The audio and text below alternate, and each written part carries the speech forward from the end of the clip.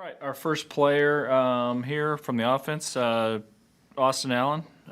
So questions for Austin, if you have them. Go ahead and put them in the chat. Put someone on the spot here. There's questions. Sean Callahan. Hey, Austin, I'm just curious, what was the team's reaction to hear that you guys are going to be playing on a short week out at Rutgers, and how have guys responded this week? Sorry, I couldn't hear that. Try and repeat that, Sean. Otherwise, just go ahead.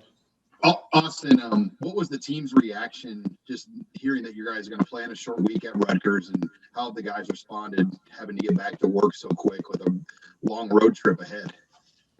Yeah, we kind of figured we'd have a game coming up this weekend. We get the opportunity to play Friday, a game earlier. It's a little less time to recover, so to say, but I think we're all excited for another opportunity to compete. A team like Rutgers, somebody who I guess was on their schedule the first time. So we finally get them back on our schedule, and it's going to be nice to go compete. Hopefully we get to see Noah there and reconnect with him a little bit. Andrew Ward, KLKN.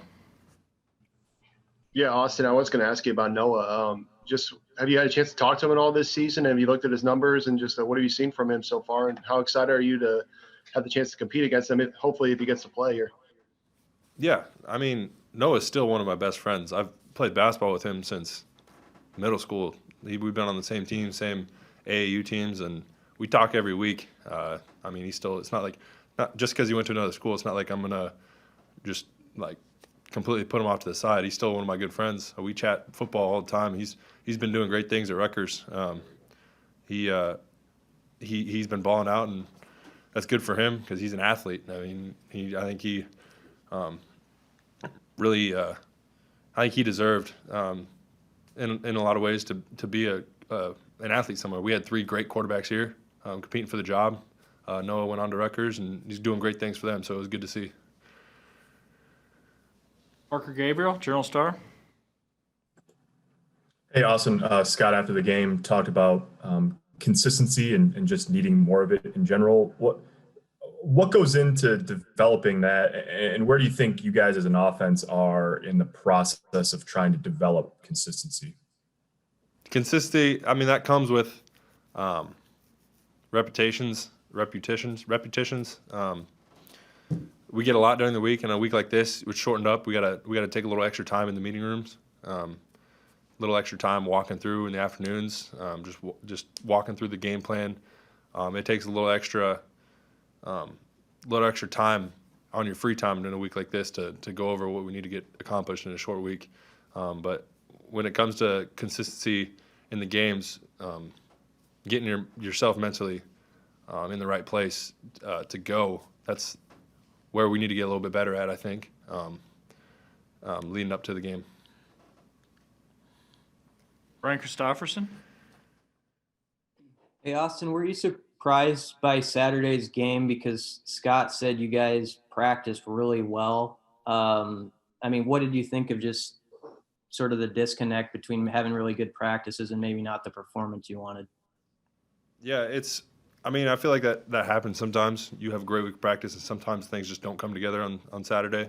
I do agree that was one of our best weeks of practice. Coach Frost didn't really have to say anything when it comes to us accomplishing what we need to get done. We sensed it ourselves running through the offense. We could see that I didn't do that block right, and somebody else saw it, and they'd be like, oh, let's run it back. Let's reload that play. You didn't do that right, and we could accomplish it ourselves. And so that allowed Coach Frost to view other things in a different perspective because we could take care of things ourselves. It's just on Saturday, I don't think we accomplished as a team what we needed to accomplish as up to our standards, so to say. And that'll get better as the more we work on it. Evan Bland, World Herald. Hey, Austin, you guys are playing, your 7th Big Ten game in as many weeks. You're playing deep into December. I guess, could you describe what's the effect of that weekly grind mentally, physically on you guys as you're finishing out this regular season? Yeah, it's for sure. you could say it's taxing. It's usually in a normal season you'll have a bye week here and there. Coach Frost made an emphasis after practice to be in the cold tubs, to stretch, to do everything you can to get your bodies right. I know there's a handful of us just now that after practice was doing a little yoga session to get our bodies right, stretch it out.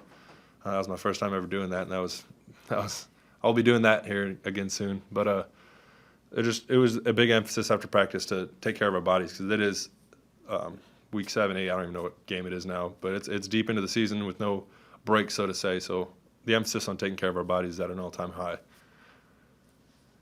Whose idea was the yoga?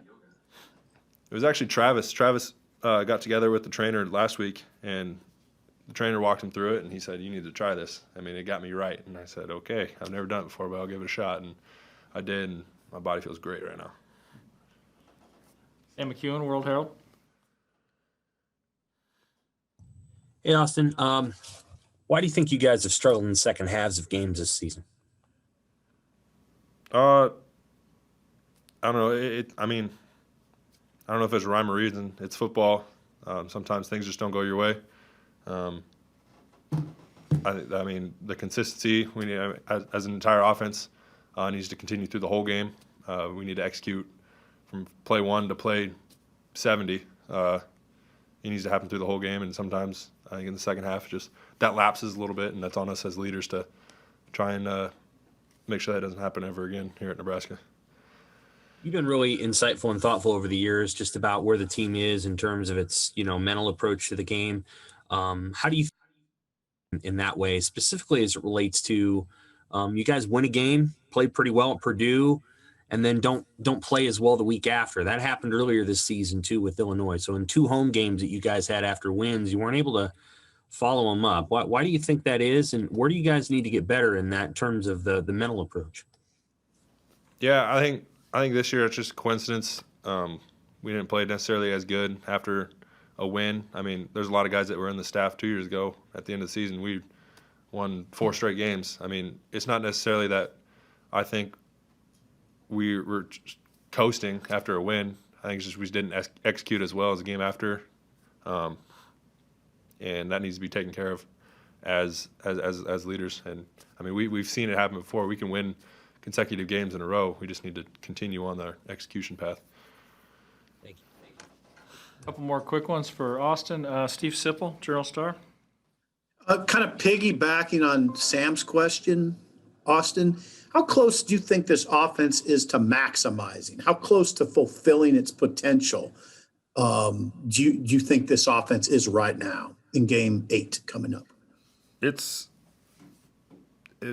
almost over repeated how close. I mean, Frost says it, Lubick says it. We're so close. I mean, I'm watching film after these on Sunday morning, and I'm seeing these on my iPad here, and I'm seeing the whole play executed perfectly, and then there's one guy that misses his block, or one guy that runs the wrong way, gets the wrong signal, that like screws up the whole play, and it's just frustrating because we're so close, and it's just like if I could go back and like in the play in that time, just make sure everybody's got the right thing. It's just this offense is built to execute based on 11 guys doing the right job. It can't happen with just 10, but we're so close, and I'm seeing that on film every week, and it's frustrating that we can't get that one guy to get that done, but that's on us as leaders to make sure that doesn't happen in practice, so it carries over into the game, so all 11 are executing at all times.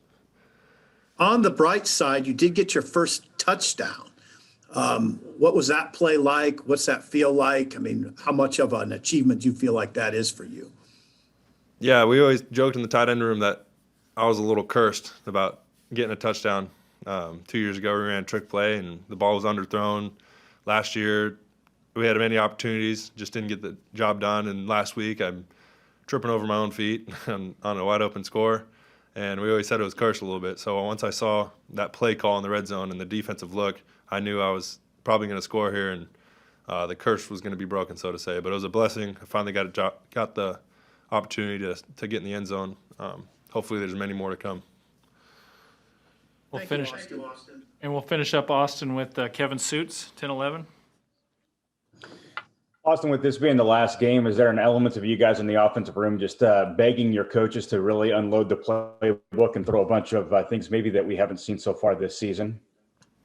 I mean, our offense is pretty unique in itself. Every week we always got stuff we can come to. I don't think necessarily just because it's the last game we're going to throw everything in the book at them. We're going to take care of what we need to take care of as an offense. It's just we got to execute what play is called, and if he gives us something crazy, we're going to go execute it. I don't think that's. I think we're gonna go run our offense, and we're gonna go take care of us, and that's what I think what needs to happen if we want to go win. All right, thank you, Austin. We will have Ty Robinson next.